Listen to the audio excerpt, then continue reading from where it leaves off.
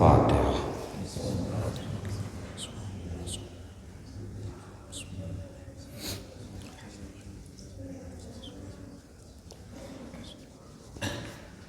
ما شاء اللہ لا حول ولا قوة الا باللہ العلی العظیم۔ اعوذ باللہ السمیع العلیم من الشیطان اللعین الرجیم۔ بسم اللہ الرحمن الرحیم۔ الحمد للہ رب العالمین، الصلاۃ والسلام علی اشرف الاولین والآخرین، خاتم النبیین، شفیع المذنبین، رحمۃ للعالمین، الملقب بطٰہٰ و یاسین، مولانا مولا الثقلین، سید الکونین، امام القبلتین، جد الحسن والحسین بالقاسم محمد،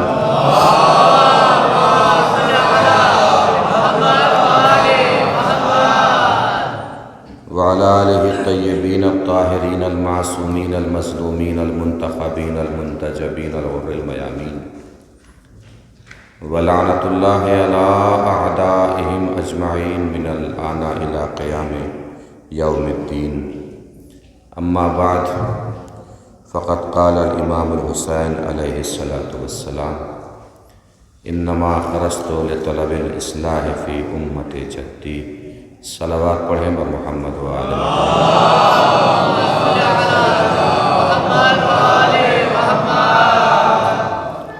مل جل کے ایک اور بار بابا سے بلند نعرہ صلوات۔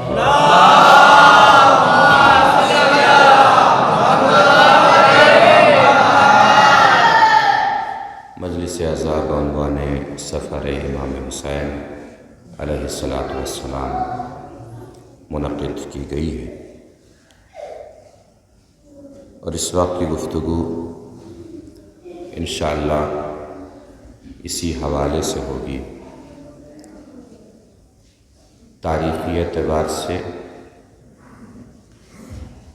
امام حسین کے سفر کی جو ہسٹری ہے، جو تاریخ ہے، وہ انشاءاللہ آپ کے سامنے اس وقت بیان کرنے کی سعادت حاصل کریں گے، اور سفر کے وجوہ، اسباب، ریزنز، کیا وجہ تھی کہ امام حسین کو سفر مدینے سے کرنا پڑا، اور امام حسین نے کس لیے سفر کیا اور کس لیے قیام فرمایا، یہ ساری باتیں انشاءاللہ اس وقت کی مجلس میں آپ حضرات سے ہوں گی۔ امام حسین نے مدینہ چھوڑا ہے سن 60 ہجری میں، 28 رجب 60 ہجری میں امام حسین علیہ السلام نے مدینہ چھوڑا، لیکن ہم اس تاریخ کو یہاں سے شروع نہیں کر رہے ہیں، ہم اس تاریخ کو 5 سال پہلے سے شروع کر رہے ہیں۔ تقریباً 55 ہجری میں یزید نے جو اپنی بیعت مانگی ہے سن 60 ہجری میں امام حسین سے، یزید کی بیعت کے لیے کوشش یزید کے باپ نے 5 سال پہلے شروع کر دی تھی، 5 سال پہلے آغاز کر دیا تھا۔ مغیرہ اس وقت کوفے کا حاکم ہوا کرتا تھا، کیا نام تھا؟ مغیرہ۔ کوفے کا والی تھا، کوفے کا حاکم تھا، کوفے کا گورنر تھا، اور بڑا چاپلوس قسم کا آدمی تھا، امیر شام کی چاپلوسی کرتا تھا۔ کام چلتا رہے اس وجہ سے اس نے بیٹے کی بھی چاپلوسی کرنا شروع کر دی، یزید کی بھی چاپلوسی کرنا شروع کر دی۔ چاپلوس لوگوں سے ہمیشہ بچ کے رہنا چاہیے، یہ جس کی چاپلوسی کرتے ہیں ان کے اندر بھی زہر بھر دیتے ہیں، اور سماج کے لیے بھی یہ زہر ہوتے ہیں۔ چاپلوس انسان ایسا فتنہ برپا کرتا ہے جس کی آگ قیامت تک نہیں بجھ سکتی۔ یزید جہاں سقیفہ کا فتنہ تھا، جہاں باپ کے جرم کا فتنہ تھا، وہیں یزید چاپلوسی کا بھی فتنہ تھا، جس کی آگ نہ آج تک بجھی ہے نہ قیامت تک بجھ پائے گی۔ آ گیا شام، یہ یزید سے اس نے ملاقات کی، مغیرہ نے، اور ملاقات کر کے کہا کہ جتنے بھی رسول کے اصحاب اب بچے ہیں، ان کی جو اولاد ہے، اصحاب رسول کی جو اولاد ہے، ان اولاد میں سب سے نیک صالح متقی اور پرہیزگار تم ہو۔ جو مغیرہ کس سے بول رہا ہے؟ یزید سے۔ چاپلوسی کی حد سمجھی آپ نے؟ یزید سے بول رہا ہے کہ تم سب سے نیک ہو، سب سے متقی ہو، سب سے پرہیزگار ہو۔ اس کا مطلب چاپلوس انسان کی پہلی خصلت یہ ہے کہ جو جس حیثیت کا نہیں ہوتا اسے اس حیثیت کا بنا دیتا ہے۔ سب سے پہلی خصلت اور سب سے پہلی عادت یہ ہوتی ہے چاپلوس کی کہ انسان جس کی کچھ حیثیت نہیں ہوتی اسے حیثیت والا بنا دیتا ہے۔ جو جگہ اس کے قابل نہیں ہوتی اس جگہ پہ چاپلوس انسان بٹھا دیتا ہے، اور چاپلوسی کرنے والا حدوں سے پار کرتا ہے، حدوں سے تجاوز کراتا ہے اس انسان کو جس کی چاپلوسی کر رہا ہے۔ یزید نے جیسے سنا مغیرہ سے تو تھوڑا سا ٹھیک ٹھاک ہو کے وہ بیٹھا، تعریف کر رہا ہے کہ جب تم اتنے پاک و پاکیزہ اور اتنے صالح اور اتنے نیک اور اتنے متقی پرہیزگار ہو تو تمہارا باپ تمہاری خلافت کا اعلان کیوں نہیں کرتا؟ ولی عہدی کا اسے اعلان کرنا چاہیے۔ یزید کے ذہن میں یہ بات بیٹھ گئی۔ یزید فوراً اپنے باپ کے پاس پہنچا کہ آپ کو میری ولی عہدی کا اعلان کرنا چاہیے، آپ تو چلے جائیں گے، پھر میرا کیا ہوگا؟ اس نے کہا تیرے ذہن میں یہ بات کس نے ڈالی؟ اس نے مغیرہ کا نام لیا، مغیرہ کو بلوا لیا گیا۔ معاویہ کے دل کی چاہت تو یہی تھی کہ میرے بعد یزید بنے، لیکن کہیں سے آگ تو لگنی چاہیے نا جو بھڑکے۔ وہ مغیرہ نے آگ لگا کے بھڑکا دی۔ اس نے کہا کہ تم جانتے ہو تم کیا بول رہے ہو، کتنا مشکل کام ہے؟ یہ کہا بالکل مشکل نہیں ہے، بہت آسان کام ہے، آپ کے لیے یزید کی بیعت لینا بہت آسان کام ہے۔ کہا تو پھر اس پہ کام کرنا شروع کرو۔ بیعت لینی شروع کر دی گئی یزید کے لیے، اہل بصرہ، اہل کوفہ، اہل شام سے۔ اب جو لوگ اسی مزاج کے خوش آمدی ٹائپ تھے، جن کو ضرورت تھی دربار کی، تو انہوں نے ویسے بیعت کر لی۔ جو نہیں مانے انہیں پیسے کے زور پہ بیعت کرا دی گئی، جو پھر بھی نہیں مانے انہیں ڈرا دھمکا کے یزید کی بیعت لے لی گئی۔ اسی سلسلے سے معاویہ آتا ہے مدینہ، اہل بصرہ سے بیعت لے چکا ہے، اہل کوفہ سے بیعت لے چکا ہے، اہل شام سے بیعت لے چکا ہے، اب آتا ہے مدینہ۔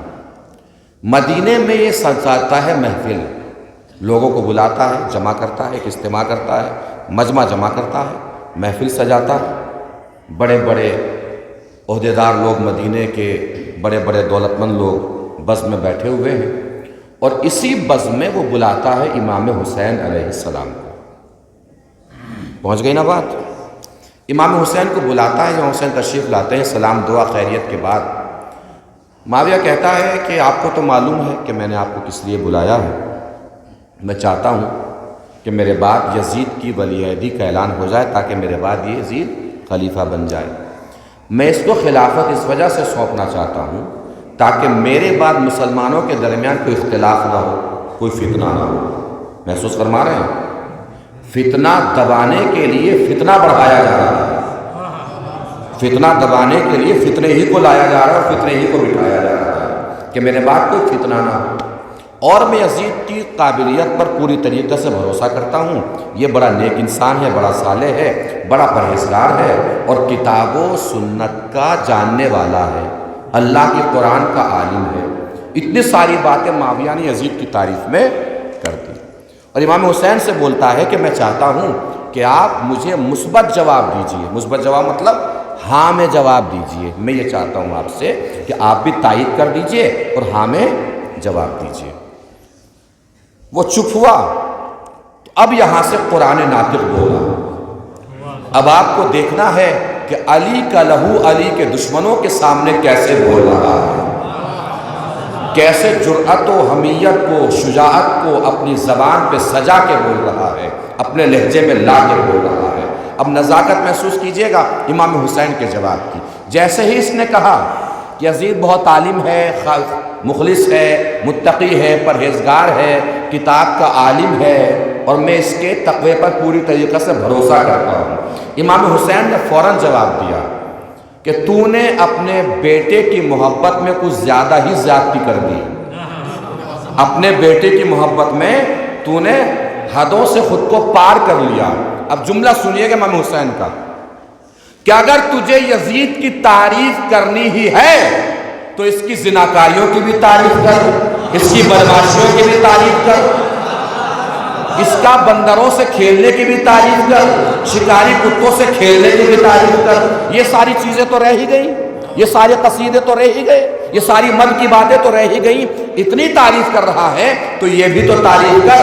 توجہ فرمائی آپ نے. اور آگے امام حسین فرماتے ہیں، جیسے امام حسین نے کہا نا کہ یزید کی بدماشیوں کی بھی تعریف کر، اس کی زناکاریوں کی بھی تعریف کر، اس کی مکاریوں کی بھی تعریف کر، اس کی عیاشیوں کی بھی تعریف کر، وہ برہم ہو گیا معاویہ.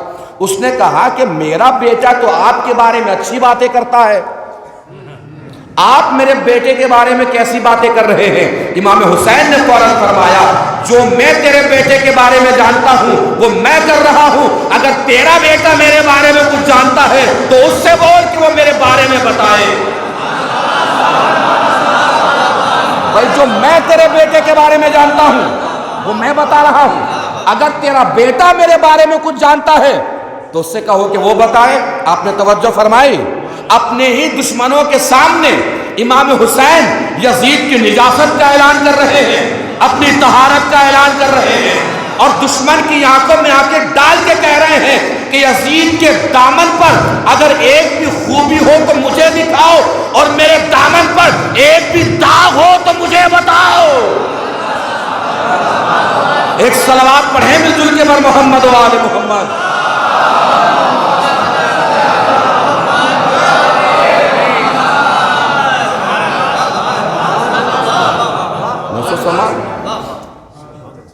اب یہاں پر مجمع کس کے لیے جمع کیا گیا تھا؟ اب محسوس کیجئے گا عزیزو، لگنا نہیں چاہیے کہ سردی لگ رہی ہے جس طرف آپ کو لے کے جا رہا ہوں. مجمع کس کے لیے جمع کیا گیا تھا؟ یزید کی ولی عہدی کے اعلان کے لیے مجمع جمع کیا گیا تھا. امام حسین فرما رہے ہیں، بیان سنیے پھر نتیجہ سنیے.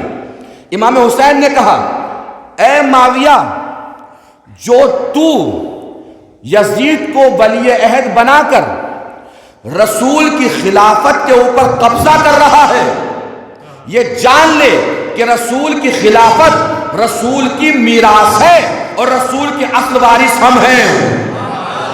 رسول کی خلافت رسول کی میراث ہے اور رسول کے اصل وارث ہم ہیں. مجمع کس لیے جمع کیا گیا؟ یزید کی ولی عہدی کے لیے، اور حسین نے اپنی وراثت کا اعلان کر دیا. مجمع جمع کیا گیا یزید کی خلافت کا مقدمہ تیار کرنے کے لیے، اور حسین نے اپنی خلافت کا اعلان کر دیا. اب بھی توجہ نہیں فرمائی. جو سقیفائی کوٹھی کو غدیر کا میدان بنا دے اسے حسین کہتے ہیں. ایک صلوات پڑھیں مل کے بر محمد و آل محمد.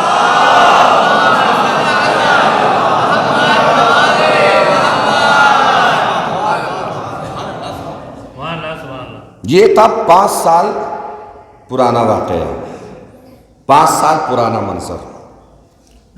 منظر بدلا. معاویہ دنیا سے کوچ کر گیا. یزید کے لیے وہ عام بیعت لے ہی چکا تھا. تخت خلافت و حکومت پر بیٹھتے ہی یزید نے سب سے پہلا کام یہ کیا کہ مدینے خط لکھا ولید ابن عتبہ کو، جو مدینے کا گورنر تھا. یہ ہے سن 60 ہجری کا واقعہ. اور خط میں لکھتا ہے کہ میرا باپ جو اللہ کی کتاب کا بہت بڑا عالم تھا اور رسول کی شریعت کا پابند تھا، بڑا نیک تھا، پرہیزگار تھا. پہلے باپ بیٹے کی تعریف کر رہا تھا، بیٹا باپ کی تعریف کر رہا ہے، اور ساری دنیا کو پتا تھا کہ باپ کیسا تھا، بیٹا کیسا ہے. اللہ کی کتاب کا عالم ہے، دنیا سے چلا گیا ہے، اللہ اس کی روح پر برکتیں اور رحمتیں نازل فرمائے. اب میں تم سے یہ کہتا ہوں کہ تم فوراً عبداللہ ابن زبیر، عبداللہ ابن عمر اور حسین ابن علی ابن ابی طالب سے میری بیعت لو، اور اس میں سختی دکھاؤ، کسی طریقے کی سستی نہ دکھانا. ولید کو یہ خط ملا. ولید نے مروان کو بلا کر مروان سے مشورہ کیا کہ مجھے کیا کرنا چاہیے. مروان نے کہا کہ تمہیں بیعت لینا چاہیے. کیسے لے؟ نزاکت محسوس فرمائیے گا. مروان کہتا کہ اس سے پہلے کہ ان لوگوں کو معاویہ کی موت کی خبر ہو، ان سے پہلے بیعت لے لو. کیا بولتا ہے مروان؟ اس سے پہلے کہ ان کو معاویہ کی موت کی خبر پہنچے ان سے بیعت لے لو۔ اس بیوقوف کو پتہ ہی نہیں ہے کہ جس کو خبر نہ پہنچنے کی بات کر رہا ہے اسے اللہ نے عالم الغیب بنایا ہے، وہ ہر غیب کو جانتا ہے۔ ولید کو بات سمجھ میں آ گئی، اس نے قاصد کے ذریعے سے پیغام بھیجا، امام حسین سے مسجد میں ملاقات ہوئی، قاصد نے ولید کا پیغام پہنچایا کہ تمہیں ولید نے دربار میں آپ کو بلایا۔ امام حسین نے فرمایا تم چلو میں بعد میں آؤں گا۔ قاصد وہاں سے چلا گیا۔ عبداللہ ابن زبیر وہیں تھا، اس نے مولا حسین سے پوچھا کہ ہمیں دربار میں کیوں بلایا جا رہا ہے؟ امام حسین نے برجستہ فرمایا کہ معاویہ مر گیا ہے۔ کہ تمہیں کیسے پتہ چلا معاویہ مر گیا ہے؟ کہ میں نے رات خواب میں دیکھا کہ اس کا گھر آگ میں جل رہا ہے۔ توجہ ہی نہیں فرمائی آپ نے۔ میں نے رات خواب میں دیکھا ہے کہ اس کا گھر آگ میں جل رہا ہے۔ یہ امام کا خواب ہے، امام کا خواب نہیں ہوتا، حقیقت ہوتی ہے۔ امام کا خواب نہیں ہوتا، خبر ہوتی ہے۔ امام کا خواب نہیں ہوتا، اطلاع ہوتی ہے۔ امام حسین نے کیا فرمایا؟ اس کا گھر آگ میں جل رہا ہے۔ سمجھے آپ؟ دشمن اہل بیت کی سزا، ادھر مرا ادھر جلا۔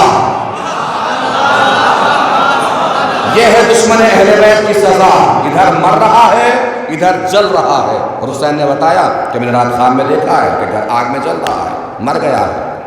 اور یہ چاہتا ہے کہ ہمیں اس کی اطلاع نہ ہو، اور اطلاع ہونے سے پہلے ہم سے بیعت لے لی جائے۔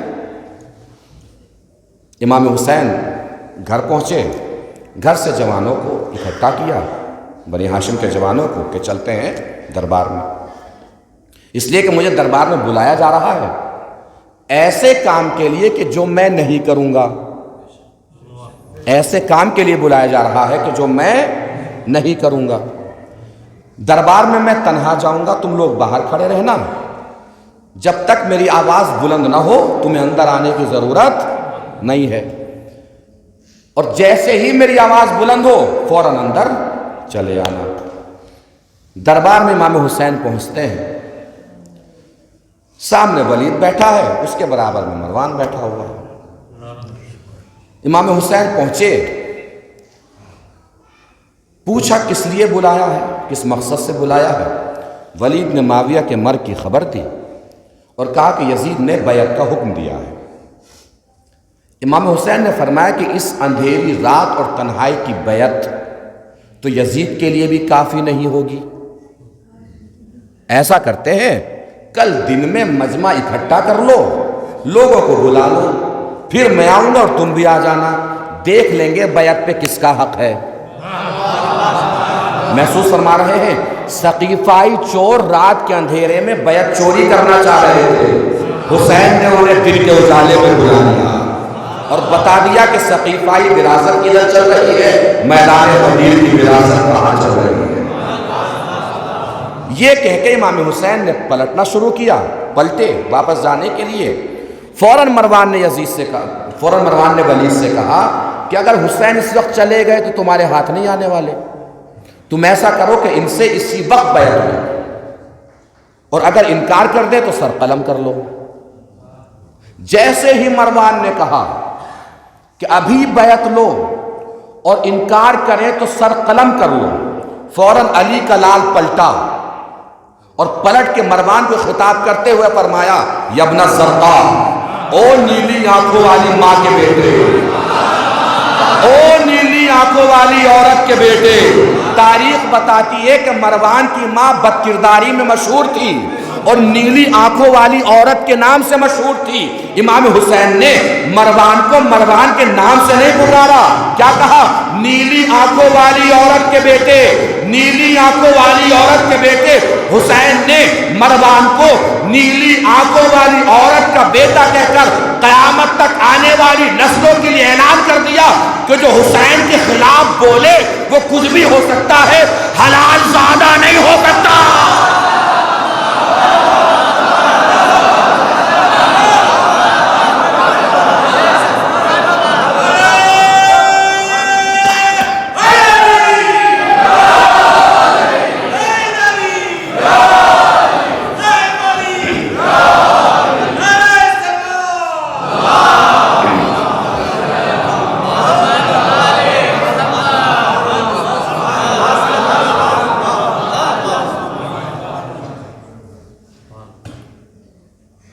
جیسے امام حسین کی آواز بلند ہوئی، دوسرے جملہ حسین نے فرمایا ابن زرقا، اے نیلی آنکھ والی عورت کے بیٹے، کس میں ہمت ہے جو مجھے قتل کرے؟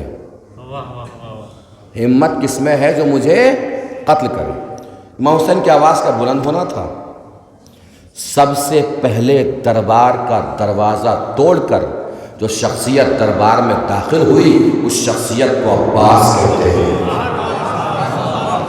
اور جناب عباس دربار میں داخل ہو کر مروان کا گریبان پکڑتے ہیں، اور تاریخ بتاتی ہے کہ اتنا بلند کرتے ہیں کہ مروان کے پیر زمین چھوڑ دیتے ہیں۔ نہیں توجہ فرمائی؟ امام حسین کی بلند ہوتی ہوئی آواز پر اور مروان کی دھمکی پر حضرت عباس امام حسین کے سینہ سپر ہوئے اور بتایا کہ جب بھی حسین پہ کوئی آنچ آئے گی عباس سامنے کھڑا ہوگا، جب بھی حسین پہ کوئی آنچ آئے گی عباس سامنے کھڑا ہوگا۔ یہی وجہ تھی کہ مکے میں مولا عباس نے جو خطبہ دیا ہے اس خطبے میں مولا عباس کا ایک جملہ ہے، جملہ سنیے، محسوس کیجئے، اور حضرت عباس کی شجاعت، ان کی دلیری اور ان کی وفا کو پوری طاقت سے سلام کرنا ہے۔ حضرت عباس نے جو خطبہ دیا اس میں ایک جملہ کہا ہے حضرت عباس نے، وَأَنْتُمْ فِي الْغَلَطَةِ الَّتِي وَقَعَتْ فِيهَا الْقُرَيْشُ، تم لوگ بھی وہی غلطی دہرا رہے ہو جو تم سے پہلے قریش نے دہرائی تھی۔ توجہ دیجئے گا، حضرت عباس کی شجاعت اور بہادری پہنچے تو بتائیے گا ضرور، تم لوگ وہی غلطی دہرا رہے ہو جو تم سے پہلے قریش نے دہرائی تھی۔ قریش چاہتے تھے کہ نبی کو قتل کر دیں، حالانکہ وہ بھول گئے نبی کبھی اکیلا نہیں رہتا، ان کے ساتھ علی بھی رہتا ہے۔ وہ چاہتے تھے کہ نبی کو قتل کر دیں، حالانکہ وہ بھول گئے تھے نبی کبھی اکیلا نہیں رہتا، ان کے ساتھ علی بھی رہتا ہے۔ وہی غلطی تم دہرا رہے ہو، چاہتے ہو کہ حسین کو قتل کر دو، ارے تمہیں پتا ہونا چاہیے حسین کبھی اکیلا نہیں رہتا، ساتھ میں عباس۔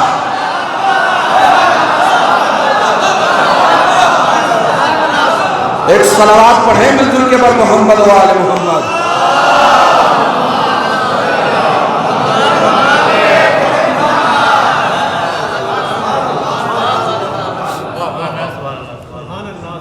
دربار سے بنی ہاشم کا چھوٹا سا قافلہ گھر پلٹ کر آ گیا۔ جناب زینب نے پوچھا کیا بات ہوئی، کیوں بلایا تھا؟ امام حسین نے فرمایا کہ بیعت لینے کے لیے بلایا تھا۔ جناب زینب نے پوچھا کہ پھر کیا جواب دیا؟ اب یہاں امام حسین نے جناب زینب کی عظمت بتائی اور دنیا کو بتایا کہ زینب شریکت الحسین کیوں ہے۔ ایک امام وقت کی شریک کار زینب کس وجہ سے ہے؟ حسین نے بتانا چاہا کہ جس طریقے سے امامت سوچتی ہے اسی طریقے سے زینب سوچتی ہے۔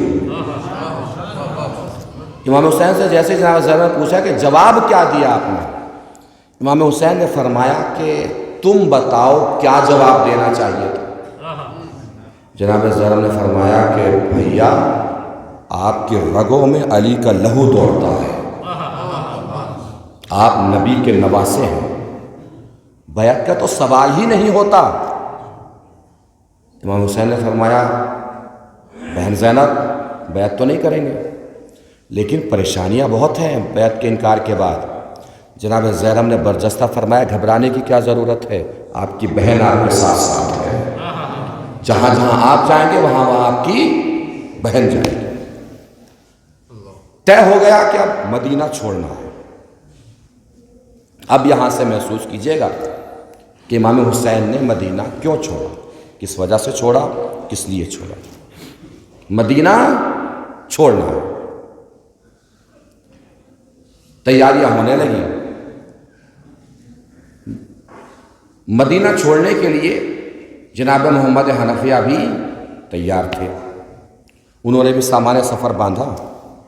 امام حسین نے انہیں روک دیا کہ بھیا آپ یہاں رکے رہیے، رک جائیے، اور جو بھی مدینے میں ہوتا رہے اس کی مجھے خبر دیتے رہیے گا۔ اور جناب محمد حنفیہ کے نام وصیت نامہ تحریر فرمایا امام حسین نے، وصیت نامہ تحریر فرما کے جناب محمد حنفیہ کے حوالے کیا امام حسین علیہ الصلوۃ والسلام۔ اب وصیت نامے میں امام حسین نے بیان کیا کہ میں کیوں جا رہا ہوں۔ وہ تمام اعتراضات جو امام حسین کے سفر پر ہو سکتے تھے اور ہوئے بھی، ان سارے اعتراضات کے جوابات امام حسین نے اس وصیت نامے میں تحریر پہلے ہی فرما دی۔ اللہ کی توحید کے اقرار، رسول کی رسالت کی گواہی کے بعد امام حسین تحریر فرماتے ہیں، انی لم اخرج اشرم ولا بطرم ولا مفسدا، نہ میں سیر و تفریح کے لیے جا رہا ہوں، یعنی میں دنیا کے لیے نہیں جا رہا ہوں، نہ میں حکومت کے لیے جا رہا ہوں، نہ میں کسی جنگ کے لیے جا رہا ہوں، انما خرجت لطلب الاصلاح فی امت جدی، میں صرف اور صرف اپنے نانا کی امت کی اصلاح کے لیے جا رہا ہوں۔ اب یہاں تک آپ نے بہت توجہات سے سنا، پروردگار آپ کے سماعتوں کو سلامت رکھے۔ محسوس کیجئے گا اس نزاکت کو جو میں عرض کرنے جا رہا ہوں۔ کیا فرمایا مولا حسین نے؟ نانا کی امت کی اصلاح کے لیے جا رہا ہوں۔ بیعت کس نے مانگی ہے؟ یزید نے۔ بدمعاش کون ہے؟ یزید۔ بد کردار کون؟ یزید۔ شرابی کون؟ یزید۔ زناکار کون؟ یزید۔ بندروں سے کھیلنے والا کون؟ یزید۔ شکاری کتوں سے کھیلنے والا کون؟ یزید۔ بیعت یزید مانگ رہا ہے، حاکم یزید ہے، بیعت یزید مانگ رہا ہے۔ کون ہے حاکم؟ یزید۔ بیعت کس نے مانگی؟ یزید نے۔ اور مولا کیا فرما رہے ہیں؟ امت کی اصلاح کے لیے جا رہا ہوں۔ حالانکہ کیا بولنا چاہیے تھا؟ اگر ہم اور اپنا ذہن لگائیں، آپ اور اپنا، ہم اور آپ، تو کیا بولنا چاہیے تھا حسین کو یہاں؟ کہ یزید کی اصلاح کے لیے جا رہا ہوں۔ امام حسین نے یہ نہیں فرمایا یزید کی اصلاح کے لیے جا رہا ہوں، امام نے فرمایا امت کی اصلاح کے لیے جا رہا ہوں۔ یہ نہیں کہا امام حسین نے کہ یزید کی اصلاح کے لیے جا رہا ہوں۔ اصلاح کی ضرورت کس کو ہے؟ یزید کو نا، بیعت تو یزید نے مانگی، تو امام حسین یزید کے مقابلے پہ نکلتے کہ یزید کی اصلاح کے لیے جا رہا ہوں۔ امام نے یہ کیوں فرمایا کہ امت کی اصلاح کے لیے جا رہا ہوں؟ یہ سمجھنے والی بات ہے، محسوس کرنے والی بات ہے۔ امام حسین امت کی اصلاح کے لیے اس لیے جا رہے ہیں کہ حسین بتانا چاہتے ہیں کہ ایسا حاکم تبھی بنتا ہے جب امت مشکل ہو جاتی ہے، امت کی طاقت کم ہو جاتی ہے، امت کے اندر بزدلی آ جاتی ہے، تبھی ایک شرابی حاکم بن کے بیٹھ جاتا ہے، تبھی ایک بدکردار حاکم بن کے بیٹھ جاتا ہے۔ حسین اس لیے امت کی اصلاح کے لیے نکلے کہ اگر امت ٹھیک ہو جائے گی تو کبھی بھی یزید جیسے کو اپنے اوپر حاکم نہیں بنائے گی، کسی شرابی کی حکومت برداشت نہیں کرے گی، کسی زناکار کی حکومت برداشت نہیں کرے گی۔ اس لیے ضروری تھا کہ امت کی اصلاح پہلے ہو تاکہ یزید جیسے کو حاکم اپنے اوپر تسلیم نہ کرے۔ اور کیا لکھا امام حسین نے؟ کہ میں حکومت کے لیے نہیں جا رہا ہوں۔ یہی بات کی جاتی ہے معترضین کی طرف سے، اعتراض کرنے والوں کی طرف سے، کہ حسین حکومت کے لیے نکل گئے تھے۔ توجہ دیجیے گا عزیزو، حسین حکومت کے لیے نکل رہے ہیں۔ سوچیے، حکومت حاصل کرنے کے لیے کس کے مقابلے پہ نکل رہے ہیں؟ ایک مضبوط حاکم کے مقابلے پر، جو بہت بڑی حکومت کا حاکم ہے اور بہت بڑا حاکم ہے، اس کے مقابلے پر جا رہے ہیں۔ اگر کوئی حاکم کے مقابلے پر حکومت کے لیے نکلے گا تو لشکر کیسا ہوگا؟ بڑے بڑے فوجی، طاقتور سپاہی، عرب میں سارے سورماؤں کو تیار کیا جائے گا کہ آؤ میرے ساتھ چلو، ہم حکومت حاصل کرنے کے لیے نکل رہے ہیں۔ لیکن حسین کے ساتھ کون جا رہا ہے؟ بچے جا رہے ہیں، عورتیں جا رہی ہیں، بہنیں جا رہی ہیں، بیٹیاں جا رہی ہیں۔ حسین نے بچوں کو اپنے ساتھ لیا اور لشکر کربلا کی طرف بڑھا۔ بڑھ کے بتایا حسین نے کہ حسین شریعت کے لیے نکلا تھا، حکومت کے لیے نہیں نکلا تھا۔ اور یہ بات سب کو سمجھ میں آ گئی، یہ بات عیسائیوں کو بھی سمجھ میں آ گئی۔ حضور اکرم صلی اللہ علیہ وآلہ وسلم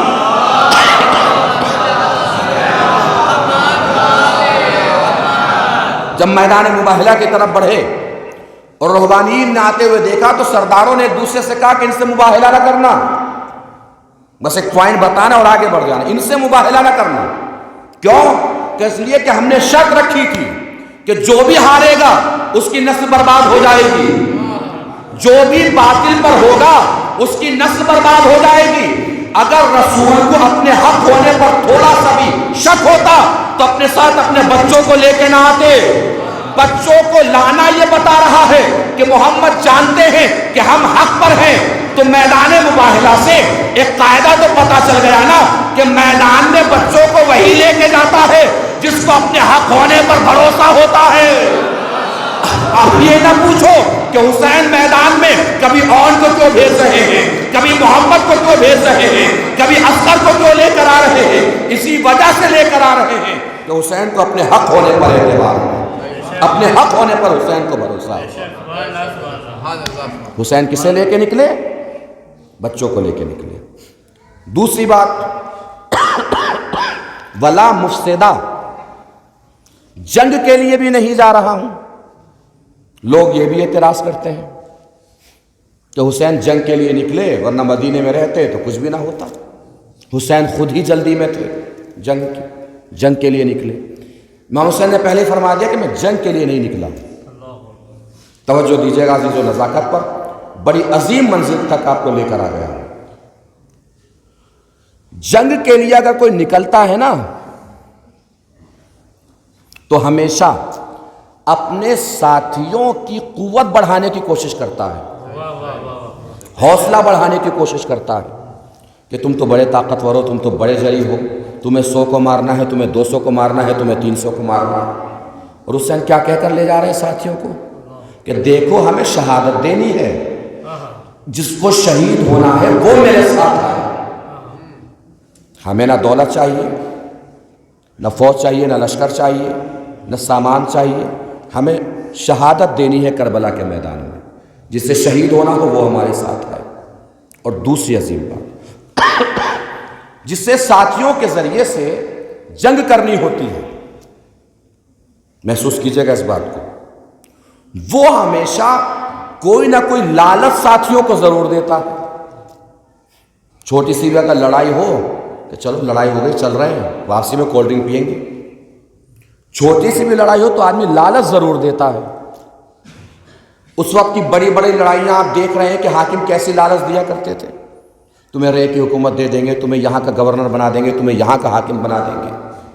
سبز باغ ضرور دکھاتا ہے جس کا ارادہ جنگ کرنے کا ہوتا ہے، دنیا کی لالچ ضرور دیتا ہے جس کا ارادہ جنگ کرنے کا ہوتا ہے۔ اور امام حسین کربلا کے میدان میں کیا فرما رہے ہیں؟ انی ترکت الخلق ترا لہواک، اے پروردگار میں نے ساری دنیا تیرے عشق میں چھوڑ دی۔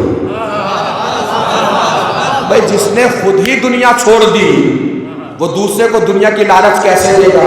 اب میں آپ کی آوازیں چاہوں گا، پوری طاقت کے ساتھ پڑھنے جا رہا ہوں، پوری طاقت سے سننا ہے، اگر منظر سمجھ میں آ جائے تاریخ کا، پوری بھرپور توجہ۔ تیسری اور عظیم بات، جو جنگ کے لیے نکلتا ہے وہ اپنے لشکر کی تعداد بڑھاتا ہے، خیمے کا چراغ نہیں بجھاتا۔ بھائی حسین نے کیا کہا؟ میں چراغ بجھا رہا ہوں، جسے جانا ہو چلے جاؤ۔ چراغ بجھا کے لشکر کی تعداد کم نہیں کرتا۔ اب کس لیے لایا میں یہاں تک اور کس لیے میں نے عرض کیا کہ پوری طاقت سے بتانا ہے جہاں پہ لے کر آ گیا ہوں۔ ایک تاریخ کا آپ کو منظرنامہ دکھاتا ہوں، پڑھیے گا۔ اگر کوئی یہاں پہ اسٹوڈنٹ ہے ہسٹری کا یا تاریخ کا طالب علم ہو تو پڑھے جا کر۔ ایک جرنل ہوا ہے مسلمانوں میں، طارق بن زیاد۔ کیا نام ہے؟ طارق بن زیاد۔ معلوم ہے کون ہے یہ؟ جس نے یورپ میں سب سے پہلے مسلمانوں کی حکومت قائم کی، پیرس میں 711 عیسوی میں اپریل کی 30 تاریخ کو یہ پیرس میں اترا۔ 30 اپریل 711 عیسوی۔ کتنے ساتھی تھے اس کے پاس؟ 7000۔ کتنے ساتھی؟ 7000۔ مقابلہ تھا 1 لاکھ کے لشکر سے۔ معلوم ہے اس نے کیا کیا؟ 7000 ساتھیوں کے ساتھ سمندر کے راستے پیرس میں اترتا ہے، اور جیسے ہی آخری اس کا ساتھی سمندر سے باہر نکلتا ہے ساری کشتیوں کو جلوا دیتا ہے۔ توجہ دیجیے گا بات پر جہاں لے کر آ گیا ہوں، اور پوری طاقت سے امام حسین کی عظمتوں کو سلام کرنا ہے اگر بات پہنچ جائے۔ ساری کشتیوں کو اس نے جلوا دیا۔ اب معلوم ہے ہوا کیا؟ وہ 7,000 کے 7,000 اس کے ساتھی میدان میں رکے رہے اور 1,00,000 کے لشکر سے جیت گئے، چونکہ ان کے پاس پیچھے پلٹنے کا راستہ ہی نہیں ہے، انہیں تو آگے ہی بڑھنا ہے، میدان ہی میں رکنا ہے، چونکہ کشتیاں جل چکی ہیں۔ طارق بن زیاد نے ساری کشتیوں کو جلا دیا اور اپنے سارے ساتھیوں کو میدان میں روک لیا۔ حسین کی عظمت کو سلام کرنے کا دل نہیں کیا۔ بھائی کشتیاں جلا کر ساتھیوں کو روکنا اور ہے، خیمے کا چراغ بجھا کر ساتھیوں کو روک لینا اور ہے۔ حسین نے خیمے کا چراغ بجھایا اور سارے ساتھیوں کو روک لیا۔ طارق بن زیاد 7,000 ساتھیوں کے ساتھ 1,00,000 کے لشکر سے جیت گیا۔ حسین 72 ساتھیوں کے ساتھ لاکھوں کے لشکر سے جیت گئے۔ اب کوئی یہ پوچھ سکتا ہے کہ آپ نے کیسے کہہ دیا کہ جیت گئے؟ وہاں تو حسین شہید ہو گئے تھے، قتل ہو گئے تھے۔ جیت کا مطلب کیا ہوتا ہے؟ مقصد کا بچا رہنا جیت ہے۔ توجہ دیجیے گا، یزید یہ چاہتا تھا کہ دین مٹ جائے، حسین چاہتے تھے کہ دین بچ جائے۔ اگر کربلا کے بعد دین مٹ گیا ہو تو یزید جیتا، دین بچ گیا ہو تو حسین جیتے۔ یزید چاہتا تھا کہ خدا کا نام باقی نہ رہے، حسین چاہتے تھے کہ نام خدا باقی رہے۔ اگر کربلا کے بعد خدا کا نام ختم ہو گیا ہو تو یزید جیتا، کربلا کے بعد اگر خدا کا نام باقی ہو تو حسین جیتے۔ یزید چاہتا تھا کہ محمد کا کوئی نام لینے والا نہ ہو، حسین چاہتے تھے کہ ہر گلی سے نام محمد کی آواز بلند ہو۔ اگر کربلا کے بعد محمد کا نام ختم ہو گیا تو یزید جیتا، اگر محمد کا نام باقی ہو تو حسین جیتے۔ شام کے دربار میں امام سجاد علیہ السلام نے جب خطبہ دیا ہے تو اسی کے ذریعے تو دلیل دی ہے حسین کی جیت کی۔ کیسے دلیل دی؟ امام سجاد علیہ السلام نے خطبہ دے رہے ہیں مولا سجاد، یزید اپنے مشاوروں سے بولتا ہے کہ اگر یہ کچھ دیر اور بولتے رہے تو میرے تخت کو تختہ بنا دیں گے، تاج کو تاراج کر دیں گے، میری حکومت کو ختم کر دیں گے، مجھے کیا کرنا چاہیے؟ مشاوروں نے کہا اذان دلوا۔ اذان ہونے لگی، 7 مؤذنوں نے مل کے اذان کہی۔ مؤذن نے کہا اللہ اکبر، امام سجاد نے کہا بے شک اللہ سب سے بڑا ہے۔ مؤذن نے کہا اشہد ان لا الہ الا اللہ، امام نے فرمایا بے شک میں گواہی دیتا ہوں اللہ ایک ہے، اس کے سوا کوئی معبود نہیں۔ مؤذن نے کہا اشہد ان محمد رسول اللہ۔ اب میں امام سجاد کا جملہ نہیں سنانے جا رہا ہوں، امام حسین کی جیت کا اعلان امام سجاد کی زبان سے سنانے جا رہا ہوں۔ جس کو یہ لگتا ہے کہ امام حسین کی جیت کے اعلان میں امام سجاد کا ساتھ دینا چاہیے، پوری طاقت سے امام حسین کی جیت کے اعلان میں امام سجاد کا ساتھ دینا ہے۔ آپ چاہے جہاں بیٹھے ہو، جس جگہ بیٹھے ہو، پوری طاقت سے پڑھنا ہے، پوری طاقت سے جواب دینا ہے۔ دیکھوں گا کون کتنی بلندی پر جا کر امام سجاد کا ساتھ دے گا امام حسین کی جیت کے اعلان میں۔ مؤذن نے جیسے ہی کہا اشہد ان محمد رسول اللہ، امام سجاد نے فرمایا تمہیں اسی نام کا واسطہ ہے، رک جاؤ۔ مؤذن رکے، امام سجاد پلٹے، یزید کو دیکھا، دیکھ کے کہا یزید صبح سے تُو نے دربار میں کھڑا کیا ہوا ہے، بتایا جا رہا ہے جیتا کون، ہارا کون، جیتا کون، ہارا کون، جیتا کون، ہارا کون۔ لب فیصلہ کیے دیتا ہوں، اگر یہ محمد تیرے نانا کا نام تو تو جیتا، اگر حسین کے نانا کا نام ہے تو میرا بابا حسین جیتا۔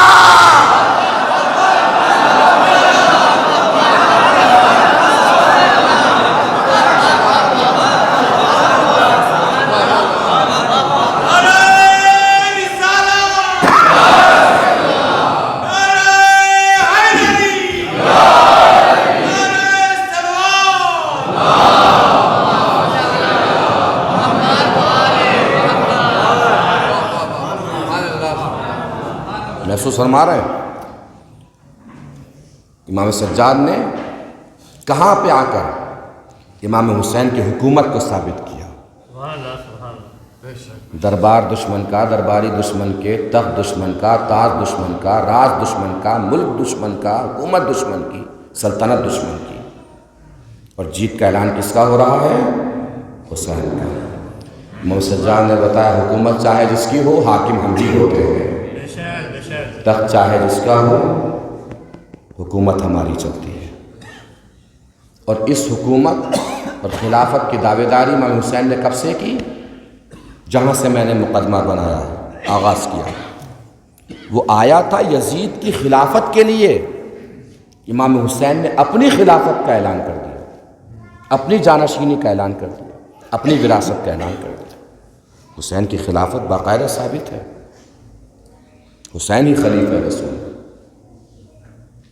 یزید کا جرم تھا حسین سے بیعت مانگنا، یہ حسین کا جرم نہیں تھا بیعت کا انکار کرنا، یہ جرم یزید تھا، اس لیے کہ حسین کی خلافت ثابت ہے۔ کیا کہتا ہے قرآن؟ کون ہوگا خلیفہ؟ قرآن نے کیا بتایا ہے؟ بسم اللہ الرحمن الرحیم، قل ھذہ سبیلی ادعو الی اللہ علی بصیرۃ انا ومن اتبعنی۔ رسول ان سے کہہ دو کہ ہدایت کی ذمہ داری آپ کی ہے، اور آپ کے بعد ہادی وہ ہوگا جو آپ کی اتباع کرے گا۔ رسول کے بعد ہادی کون ہوگا؟ جو رسول کی میں قرآن سے خلیفہ بتانے نہیں جا رہا ہوں، دکھانے جا رہا ہوں۔ جس کو ایمانداری سے دکھ جائے اس کے چہرے پہ دکھنا چاہیے کہ اسے کون دکھائی دے رہا ہے۔ کون ہے ہادی؟ رسول۔ رسول کے بعد کون؟ جو رسول کی اتباع کون کرتا ہے، یہ کیسے پتہ چلے؟ قرآن نے پھر آواز دی۔ میں اکثر کہتا ہوں کہ قرآن میں ہر چیز دکھائی دیتی ہے، قرآن میں ہر چیز دکھائی دیتی ہے، بس ہمیں کرنا یہ ہے کہ قرآن جھوم کے نہیں پڑھنا، پڑھ کے جھومنا ہے۔ ہر چیز قرآن میں دکھائی دے گی، ہر چیز قرآن میں نظر آئے گی۔ اب قرآن سے دیکھیے کون ہے ہادی، رسول کے بعد کون ہے خلیفہ، کون ہے جو رسول کی اتباع کون کرتا ہے، یہ کیسے پتہ چلے گا؟ قرآن نے پھر آواز دی، وَاخْفِضْ جَنَاحَكَ لِمَنِ اتَّبَعَكَ مِنَ الْمُؤْمِنِينَ۔ اے رسول جو آپ کی اتباع کرے ان کے لیے اپنے کاندھے کو جھکا دیجئے۔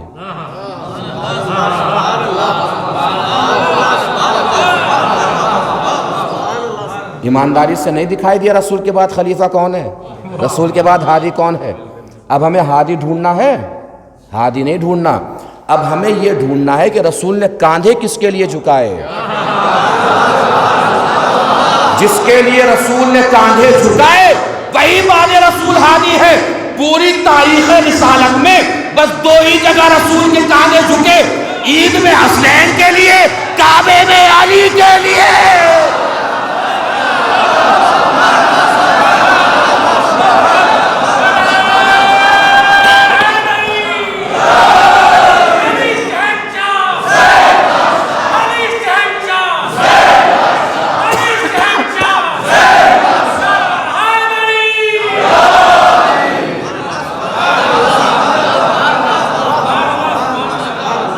عید کے دن کس کے لیے کاندھے جھکے؟ امام حسن اور امام حسین علیہ السلام کے لیے۔ کیسے جھکے؟ نانا سب کے پاس سواری ہے، ہمارے پاس سواری نہیں ہے۔ نانا نے کہا میرے کاندھے پہ سوار ہو جاؤ، بچے فوراً سوار ہو گئے۔ آپ عیدگاہ میں جا رہے ہیں عید کے دن نماز پڑھنے کے لیے، آپ کے ساتھ آپ کے بچے ہوں، پوتے نواسے بچے جو بھی ہوں، وہ بچے آپ سے کہیں کہ سب تو گاڑی سے جا رہے ہیں، ہمارے پاس گاڑی بھی نہیں ہے۔ ان سے کہیے میرے کاندھے پہ سوار ہو جاؤ، بچے ہو جائیں گے سوار؟ آپ تو میرا منہ مارے حیرت کیسے تاک رہے ہیں جیسے سب کے بچے بڑے شریف ہیں۔ نہیں ہوں گے، خلاف فطرت بات ہے۔ یا تو انہیں بہلائیے، یا کسی کے ساتھ بھیجیے، یا گاڑی لے کر آئیے۔ اتنا آسان نہیں ہے کہ آپ کہیں گے کاندھے پہ سوار ہو جاؤ، بچے فوراً سوار ہو جائیں گے۔ بہلانا پڑے گا انہیں، منانا پڑے گا۔ یہاں کیا ہو رہا ہے؟ رسول کہہ رہے ہیں کاندھے پہ سوار ہو جاؤ، بچے فوراً سوار ہو گئے۔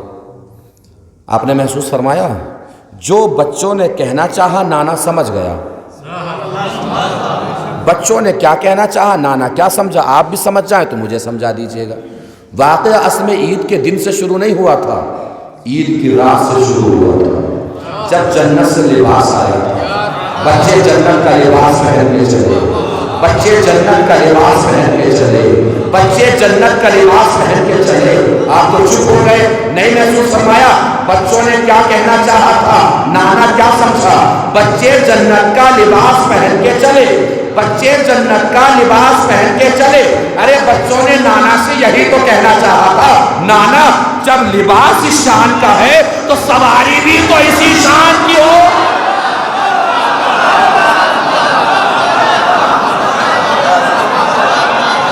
جب لباس اس شان کا ہے تو سواری بھی تو اسی شان کی ہونی چاہیے۔ رسول بچوں کو سوار کرا کے آگے بڑھے۔ رسول ابھی چل رہے تھے کہ ایک صاحب آگے بڑھے۔ تاریخ نے ان صاحب کا نام بھی لکھا ہے، یہ کون صاحب تھے، مگر میں کہتا ہوں ہر نام لینا ممبر سے ضروری نہیں ہوتا، بہت سے نام زبان کا ذائقہ بگاڑ دیتے ہیں۔ وہ صاحب آگے بڑھے، انہوں نے بڑھ کے کہا نعم المرکب، واہ کتنی اچھی سواری ہے۔ رسول نے فرمایا ہمت کر کے تھوڑا سا اوپر بھی دیکھ لیجئے، صرف سواری نہیں سوار بھی اچھے ہیں۔ ہمارے سماج میں بھی ایسے بہت سے لوگ ہوتے ہیں کہ جن کا کام ہر کسی سے بہلنا ہوتا ہے، کسی سے بھی الجھ پڑتے ہیں۔ کبھی کبھی ایسا ہوتا ہے کوئی ان سے بہتر جواب دینے والا انہیں مل جاتا ہے۔ ایسی صورت میں کرتے کیا ہیں یہ؟ توجہ فرمائی ہو تو میری تائید کر دیجئے گا، توجہ نہ فرمائی ہو تو آئندہ توجہ فرمانے کی کوشش فرمائیے گا۔ کرتے کیا ہیں؟ جب انہیں کوئی اچھا جواب مل جاتا ہے تو ایسے ہو جاتے ہیں جیسے انہوں نے کچھ سنا ہی نہ ہو، اور فوراً بات بدل دیتے ہیں تاکہ کسی اور کو بھی پتہ نہ چلے کہ مجھے کچھ بول دیا گیا ہے، فوراً بات بدل دیں گے۔ انہوں نے تعریف میں تو نہیں کہا تھا کہ بہت اچھی سواری ہے، کیا تو طنزی تھا، الجھ رہے تھے رسول سے۔ رسول نے جواب بڑا پیارا دیا، کسی سواری نہیں سوار بھی اچھے ہیں۔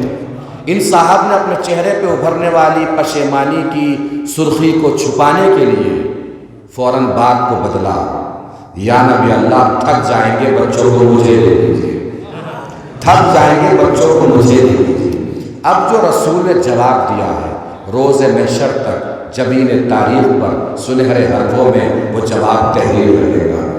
جس کے دل میں رسول کی جتنی عظمت جلوگر ہے وہ پوری طاقت سے رسول کے جواب کو سلام کرنا ہے، پوری طاقت سمیٹ لیجئے گا۔ جس کو لگتا ہے کہ اس کی رگوں کے دوڑتے ہوئے لہو میں رسول اعظم کا تھوڑا سا بھی احسان ہے، پوری طاقت سمیٹ کے رسول کے جواب کو سلام کرنا ہے۔ جیسے ہی ان صاحب نے کہا یا نبی اللہ تھک جائیں گے بچوں کو مجھے دے دیجئے، تھک جائیں گے بچوں کو مجھے دے دیجئے، تھک جائیں گے بچوں کو مجھے دے دیجئے، نبی نے فرمایا بس آپ رہنے دیجئے، پتہ نہیں ہے پھول جس پیڑ کے ہوتے ہیں اسی پہ اچھے لگتے ہیں۔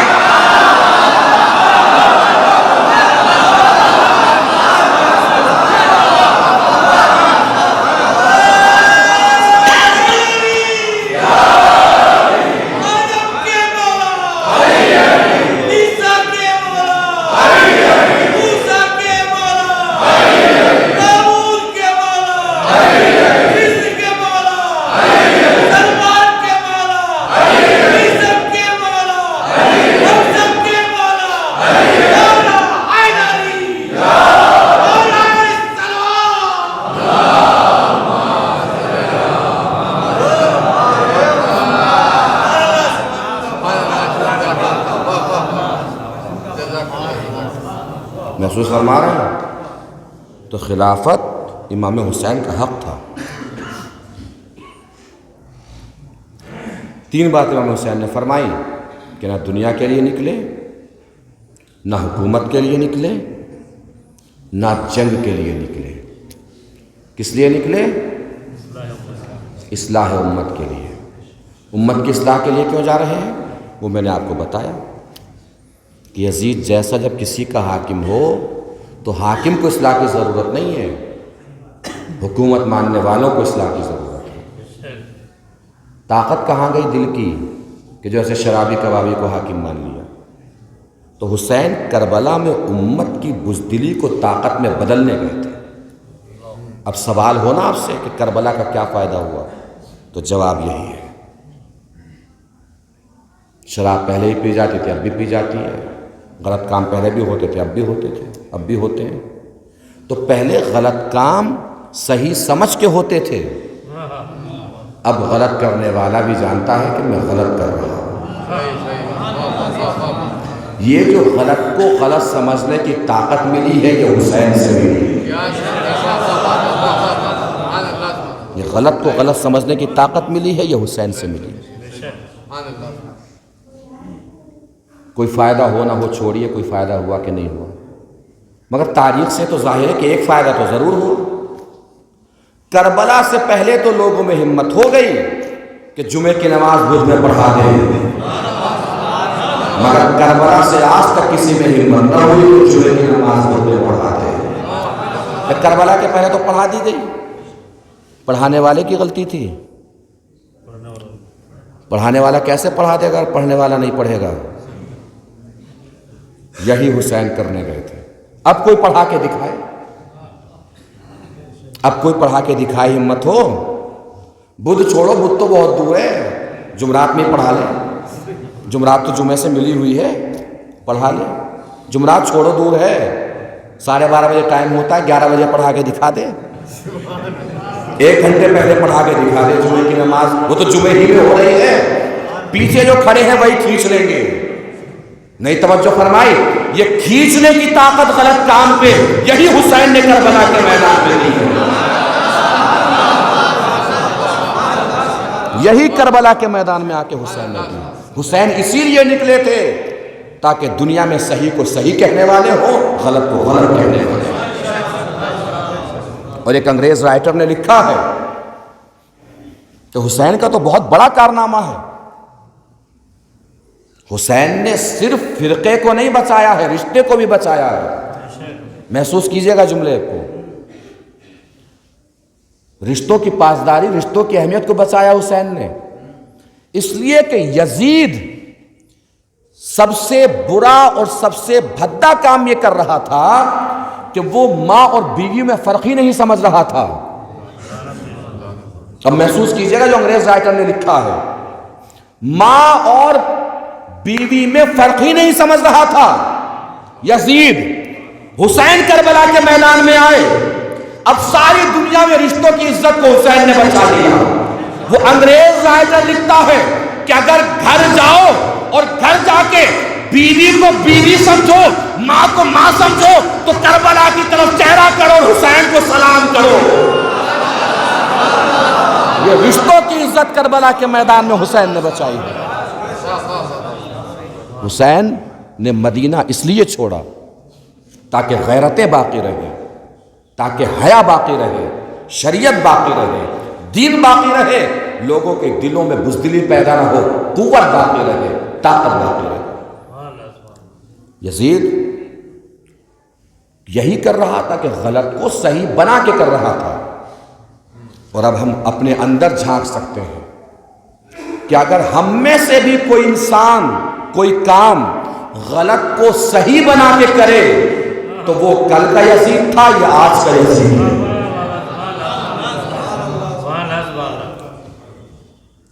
غلط کو غلط سمجھنا، صحیح کو صحیح سمجھنا، یہ طاقت حسین نے دی۔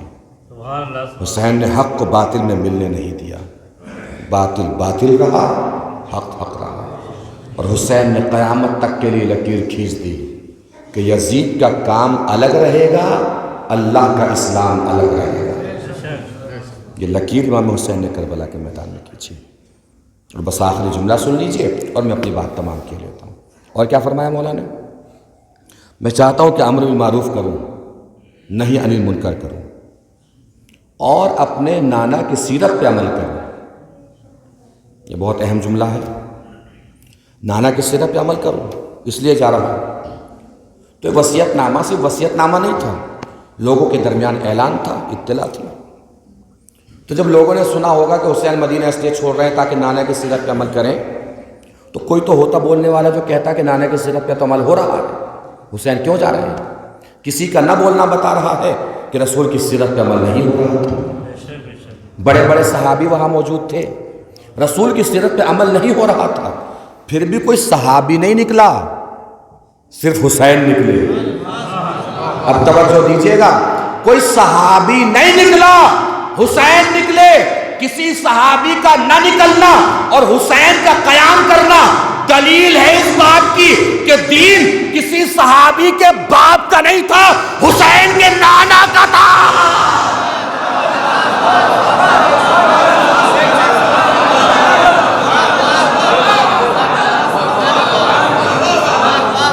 دین کسی کے باپ کا نہیں تھا، حسین کے نانا کا تھا۔ اگر کسی کے باپ کا ہوتا تو درد اسے ہوتا۔ دین حسین کے نانا تھا کا، اس لیے حسین کو درد ہوا۔ حسین نے کہا نکلنا پڑے گا، اور اب دین کو میرے لہو کی ضرورت ہے، میرے خون کی ضرورت ہے، میری شہادت کی ضرورت ہے۔ اگر اللہ کے دین کو میرے لہو کی ضرورت ہے تو اے تلوارو آؤ، حسین تیار ہے۔ مدینہ چھوڑ دیا حسین۔ حسین کے لیے مدینہ چھوڑنا آسان نہیں تھا۔ روایتیں بتاتی ہیں کہ حسین گئے ہیں نانا کے روضے کی طرف تو ایسے بڑھے ہیں جیسے کوئی شہزادہ کسی بادشاہ سے ملنے کے لیے جاتا ہے۔ جب حسین اپنے بھائی کی تربت کی طرف چلے ہیں تو ایسے چلے ہیں جیسے کوئی شہزادہ کسی شہزادے سے ملنے جاتا ہے۔ اور جب حسین اپنے ماں کے مزار کی طرف بڑھے ہیں نا تو ایسے بڑھے ہیں جیسے کوئی گھٹنی اور چلتا ہوا بچہ ماں کی آواز پر دوڑتا ہے، کبھی گرتا ہے، کبھی اڑتا ہے، کبھی گرتا ہے، کبھی اڑتا ہے۔ اور حسین ماں کی تحت اور ماں کی تربت پہ پہنچے حسین۔ اماں سکون نہیں ہے، مجھے اپنی قبر میں لے لیجیے۔ اماں حسین چاہ رہا، ماں کی تربت سے آواز آئی میرے لال تم تنہا نہیں جا رہے ہو، جہاں جہاں تم جاؤ گے وہاں وہاں تمہاری ماں تمہارے ساتھ رہے۔ بس اب میں ایک رخ بدل رہا ہوں، محسوس کیجئے گا۔ حسین کے لیے مدینہ چھوڑنا بڑا مشکل تھا، یہ بات تو سمجھ میں آ گئی۔ واقعی حسین کے لیے مدینہ چھوڑنا بڑا مشکل تھا۔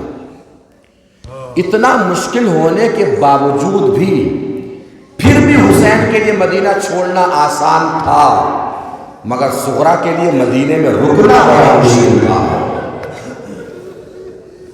اماں اب تو آپ جا رہی ہیں، یہ 6 مہینے کا میرا بھائی جو ابھی پیدا ہوا ہے، ابھی پیدا ہوا ہے، کچھ ہی دنوں کا بھائی تھا نا علی اصغر کا، کچھ ہی دنوں کا۔ 6 مہینے تو کربلا کے میدان میں ہم سنتے ہیں کہ 6 مہینے کا علی اصغر، یہ 5 مہینے پہلے کی بات ہے، ابھی پیدا ہوئے ہیں علی اصغر۔ اس میرے بھائی کو تھوڑی دیر کے لیے میری گود میں لے لیجیے۔ علی اصغر بہن کی گود میں آئے، 2 ہی جملے تو ہوئے ہیں سفر کے دن مدینے میں، ایک جملہ صغرا کا اور ایک جملہ حسین کا۔ صغرا نے علی اصغر سے کہا بھیا سب تو ساتھ چھوڑ کے جا رہے ہیں، تم بھی اپنی بہن کا ساتھ چھوڑ کے جا رہے ہو۔ مقاتل لکھتے ہیں کہ علی اصغر اتنی تیزی سے صغرا سے لکھتے کہ پھر کوئی بھی آواز دیتا رہا، علی اصغر نے آواز پہ کان نہیں لگایا، اصغر نہیں پلٹے۔ حسین نے پیغام پہنچایا، کوئی اصغر کو لے ہی نہیں پا رہا، دوسری بار پیغام پہنچایا، تیسری بار حسین خود تشریف لے آئے۔ میری ماجائی زینب دیر کس وجہ سے ہو رہی ہے؟ کہ بھیا اصغر صغرا کی آغوش نہیں چھوڑ رہا ہے۔ اب حسین قریب پہنچے، اصغر کے کان میں کچھ کہا، جیسے کان میں کچھ کہا اصغر صغرا کے گود سے ہمکے اور باپ کی آغوش میں چلے آئے۔ اللہ جانے حسین نے علی اصغر کے کان میں کیا کہا، مگر علماء لکھتے ہیں کہ ہو سکتا ہے یہی کہا ہو، اے بیٹا علی اصغر تیرے بغیر کربلا کے شہیدوں کی فہرست مکمل نہیں ہوگی۔ اے میرے لال علی اصغر مجھے تیری ضرورت ہے اسلام کی حفاظت کے لیے۔ جب اصغر نے سنا ہوگا کہ باپ کو میری ضرورت ہے تو بہن کی آغوش چھوڑی اور باپ کی آغوش میں علی اصغر آ گئے۔ کسی بھی طریقے سے صغرا کو چین نہ تھا، بس آخری جملے ہیں، ایک روایت سنانی ہے، مصائب تمام کر دینے ہیں، رو لیجیے گا جتنا رونا ہوگا، دے لیجیے گا دوسرا جتنا دینا ہوگا۔ عزیزانو امام حسین فرماتے ہیں سب ساتھیوں سے، سب لوگوں سے جو ساتھ چل رہے ہیں کہ جاؤ صغرا کو یہاں رہنا ہے، جاؤ صغرا سے رخصت ہو، مگر یاد رکھنا کہ وہ صغرا سے کوئی بات نہیں کرے گا، بس رخصت ہو اور آگے بڑھ جائیں، ملاقات کریں اور آگے بڑھ جائیں۔ صغرا بیٹھی ہیں، خاموش اداس سے سر چکا ہے۔ اب صغرا کو یقین ہو چکا ہے کہ بابا لے نہیں جائیں گے، معلوم ہے درد زیادہ کب بڑھتا ہے؟ آپ کی 5 اولاد ہو، 6 بچے ہوں، 4 بچے ہوں، آپ ایک چیز 2 کو دیجئے اور ایک چیز 2 کو نہ دیجئے تو پھر بھی درد کم ہوگا، اتنی زیادہ تکلیف نہیں ہوگی۔ لیکن 3 بچوں کو چیز دینے اور ایک سے کہہ دے کہ تمہیں نہیں ملے گی، تکلیف بہت زیادہ ہوگی۔ سارے بچے جا رہے ہیں، سغرا کو بتا دیا گیا ہے کہ تم ساتھ نہیں جاؤ گے۔ سوچ سکتے ہیں سغرا کس قیامت سے گزر رہی ہے؟ سب قطار میں ہیں، سغرا کے سر پہ ہاتھ رکھ رہے ہیں، آگے بڑھ رہے ہیں، ہاتھ رکھ رہے ہیں، آگے بڑھ رہے ہیں، ہاتھ رکھ رہے ہیں، آگے بڑھ رہے ہیں۔ اسی درمیان سغرا کو اپنے سر پر اپنے جوان بھائی علی اکبر کا ہاتھ محسوس ہوا۔ اللہ کسی بہن سے بھائی اس طریقے سے جدا نہ کرائے جیسے سغرا سے اکبر جدا ہوئے ہیں۔ اللہ کسی بہن کو بھائی سے ایسے جدا نہ کرائے جیسے سغرا علی اکبر سے جدا ہوئی ہے۔ جیسے اکبر کا ہاتھ سغرا کو سر میں محسوس ہوا نا، سغرا نے فوراً اکبر کا دامن تھام لیا۔ اکبر کی آنکھوں میں آنسو بھرنے لگے، سغرا نے ہاتھ جوڑیے، بھیا ساتھ لے جانے کے لیے نہیں بول رہی ہوں، رونے کی ضرورت نہیں ہے، سغرا آپ کی آنکھوں میں آنسو برداشت نہیں کر سکتی۔ اکبر نے آواز دی، سغرا بہن پھر کس وجہ سے روتا ہے؟ ایک مرتبہ سغرا نے اشارہ کیا، بھیا یہ چھوٹا سا مٹی کا ٹیلا میں نے بنایا ہوا ہے، اس پر تھوڑی دیر کے لیے کھڑے ہو جائیے۔ اکبر اس مٹی کے ٹیلے پر کھڑے ہو گئے، اترے، پوچھا بہن سغرا اس مٹی کے ٹیلے پر مجھے کیوں کھڑا کیا؟ سغرا نے آواز دی، بھیا مٹی کے ٹیلے کو دیکھیے ذرا، اس پر دیکھیے آپ کے پیروں کے نشان بن گئے ہیں۔ سغرا آج تک آپ کا چہرہ دیکھ کے زندہ تھی، آج کے بعد آپ کے پیروں کے نشان دیکھ کر سغرا زندہ رہے گی۔ بھیا چلے جائیے، خدا حافظ، مگر بابا نے وعدہ کیا ہے کہ بہت جلدی آپ کو واپس بھیجیں گے، بھیا جلدی آئیے گا۔ سغرا کو جب بھی آئیں گے یہیں بیٹھے ہوئے پائیے گا۔ سغرا آج کے بعد آپ کا انتظار کرے گی، آپ کے پیروں کے نشان دیکھتی رہے گی، آپ کا انتظار کرتی رہے گی۔ الا لعنۃ اللہ علی القوم الظالمین، سیعلم الذین ظلموا ای منقلب ينقلبون۔ انا للہ و انا الیہ راجعون، رضا بقضائہ و تسلیما لامرہ، ماتم حسین۔